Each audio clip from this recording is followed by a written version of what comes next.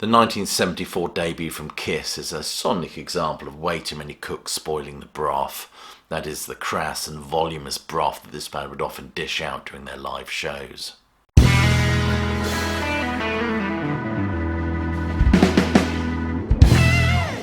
The Kiss debut from 1974 is a bit of a damp squib in comparison to the demos recorded with Eddie Kramer just prior to going into Bell Sound Studios to put down this iconic album. The songs were excellent, of course, and always included in the band's live repertoire, even right up to the end.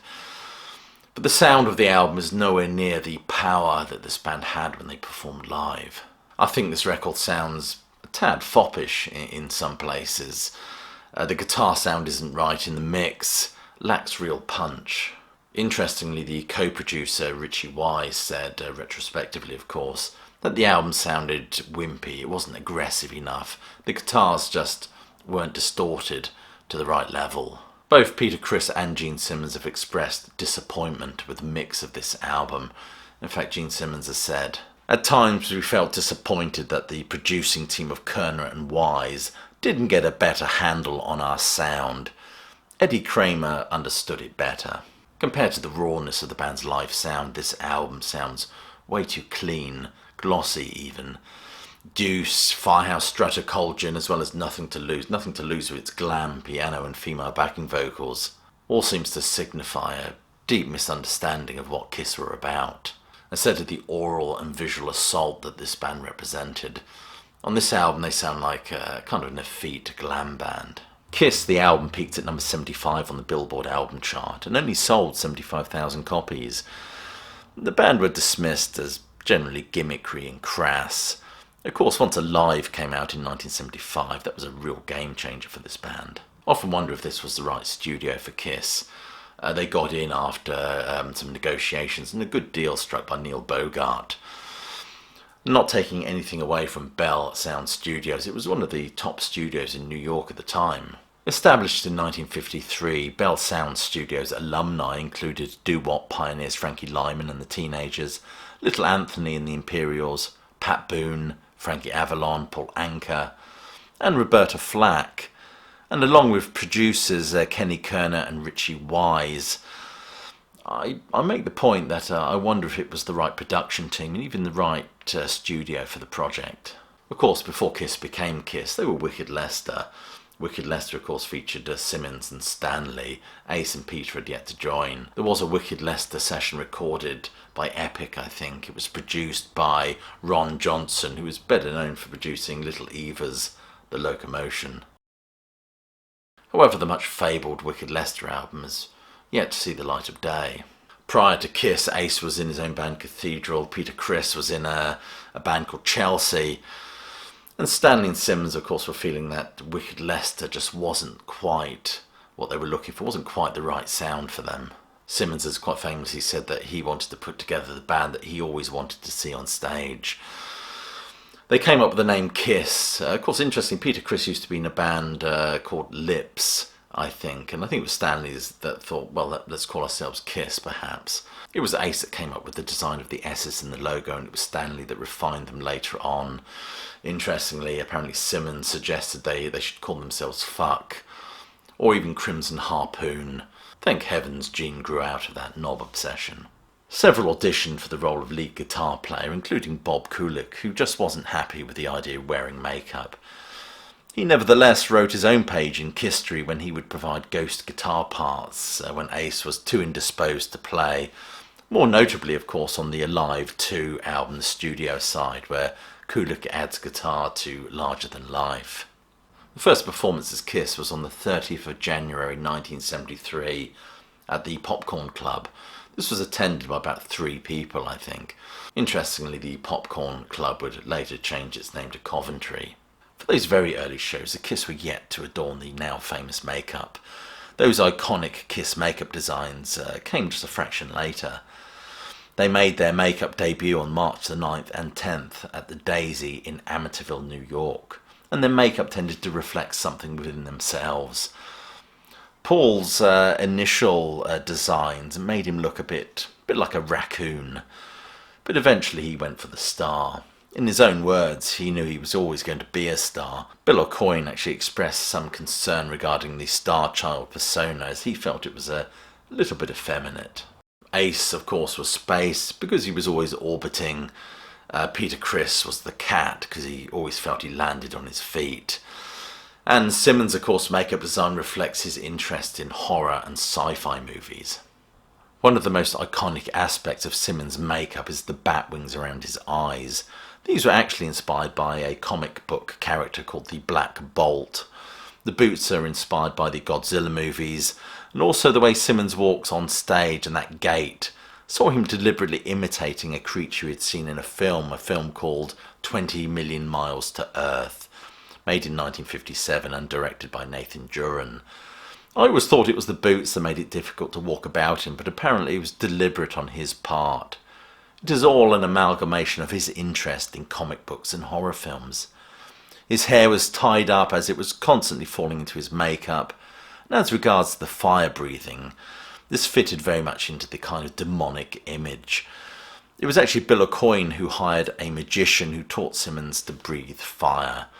Simmons first breathes fire with Kiss at the Academy of Music gig in 1973. And of course the blood drooling was actually inspired by the likes of Christopher Lee in the old Dracula films. The band became renowned for their stage presence, their volume and their antics, causing many to just accuse the band of being a bit gimmickry. However, Stanley refutes this. Whether planned or not, theatrics are always part of rock and roll at its best. We never put on makeup and used pyro or other effects to cover anything up. It was to enhance the presentation. Kiss soon became a staple of the New York club scene, playing places like the Daisy and Coventry, where their audience would be made up of many of their peers as well, Alice Cooper, the Ramones. In fact, Tommy Ramone said, when Kiss got signed it was a good thing. We felt that if a band like Kiss could make it, we all could. Interestingly, back in the day, Kiss supported Blue Oyster Cult, and Buck Dahmer had this to say about the band. Just the sheer spectacle of Kiss was amazing. I was also struck by how physically large they were compared to us. They were big guys and they had those big platform boots on, so they looked unearthly to me. Then I saw the fire and explosions, the big Kiss sign, and their drum rise go 10 feet in the air, and I went, wow, this is something I never expected to see. It was just the level of production that you just didn't see coming from a fledgling act. The band's influences, of course, were the Beatles, the Stones, Humble Pie, and the New York Dolls as well, I think. But one of the hugest influences on this band was the British band Slade. Slade's Mama We're All Crazy Now was a huge influence regarding the composition of Rock and Roll All Night, Party Every Day, which came a bit later, of course. But Kiss were looking for that kind of Slade-esque anthemic rock song. Interesting, in those early performances, Kiss used to perform Go Now by the Moody Blues. That was part of their set. I don't know if there's any actual bootlegs of them performing that, but that would be really interesting. So of course it's about this time they enter the studio to record a demo for Eddie Kramer. And many have said that the Eddie Kramer demo is far more aggressive and far more faithful of the band's sound at this time. Peter Criss has gone on record as saying he wished Eddie Kramer had produced the band's album. Which of course is why the Kiss Alive album from 1975 is so important, as it catches the band's live sound. Live in inverted commas. One of the band's defining moments was in 1973 when they played the Diplomat Hotel. They actually booked the band The Brats, which were actually bigger than Kiss at this time, and made the Brats the headlining act. And then of course they allotted themselves as a support band, so all those Brats fans had to sit through Kiss. They populated the audience with fans, family members in t-shirts, balloons, so it made it look as if Kiss were a big deal. The end result, of course, was that Kiss managed to get themselves signed to Neil Bogart's Casablanca label, which actually began in 1973. And I think I read somewhere that Kiss were the first band signed to the label. I could be wrong there, though. And of course Bill Aucoin agrees to manage them, and their costumes in the early days came from S&M suppliers. The album itself was recorded in 1973 at Bell Sound Studios, and it took 7 days to record and a further 6 to mix. The songs on the album were pulled from the live repertoire, that Wicked Lester repertoire. Whilst recording them, they had issues with Peter Criss, who struggled to keep time. They also brought in other musicians, more notably Bruce Stephen Foster, who was brought in to play piano on Nothing to Lose.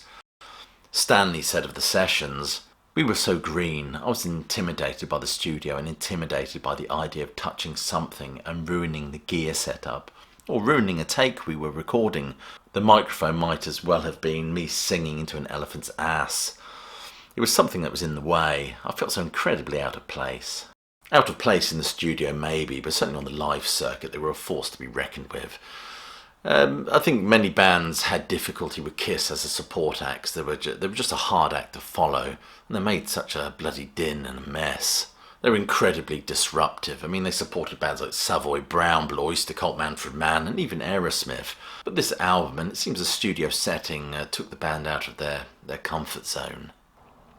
The cover was intended to be a homage to the Beatles album With the Beatles, and the photograph was taken by Joel Brodsky. Joel Brodsky took the photographs for those early Doors albums, the debut and Strange Days, as well as the debut Stooges album.